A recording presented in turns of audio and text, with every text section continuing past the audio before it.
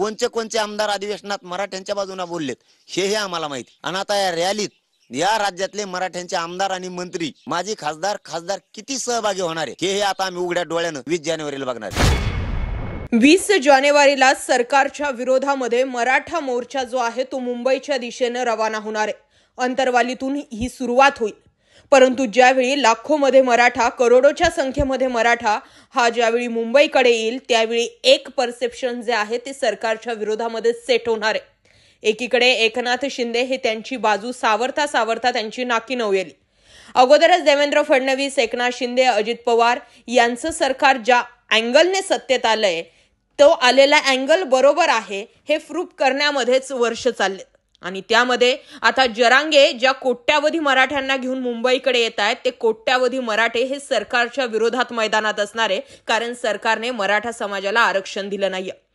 तुम्हाला काय वाटतंय, जे जरांगे वारंवार सरकारला डिवचू पाहताय की आम्ही कुट्टीत येणार आहेत, यावरून जरांगे जो योग्य तो मेसेज सरकारला द्यायचा आहे तो देतात, याचाच अर्थ असा आहे की जरांगेंनी सरकारची मेन नस ओळखली आहे आणि तीच ते दाबतायत आणि त्यामुळे सरकारला हातपाय हलवता येणार।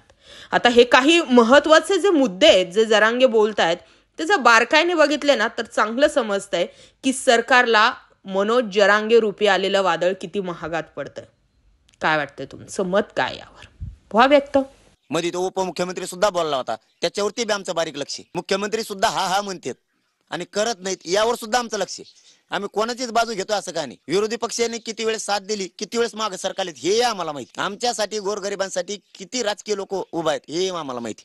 आम्ही रक्त सांडायला मराठ्यांसाठी खंबीर आहेत, त्याची काळजी नका करू। हे विरोध करणाऱ्या फिरणाऱ्या यांना तर मुजीतच नाही आम्ही।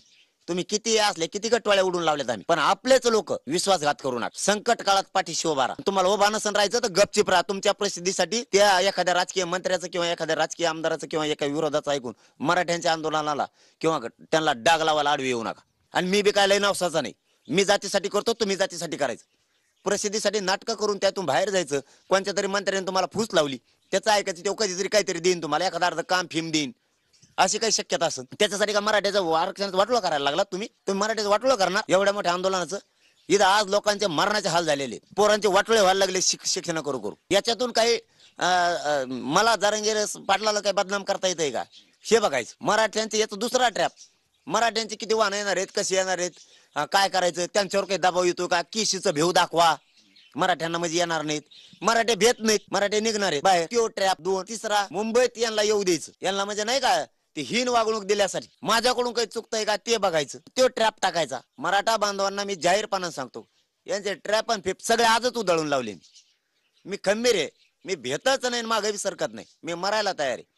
फक्त तुमच्यावर जबाबदारी, शांततेत आंदोलन करा, कोणी उद्रेक जाळपोळ करू नका।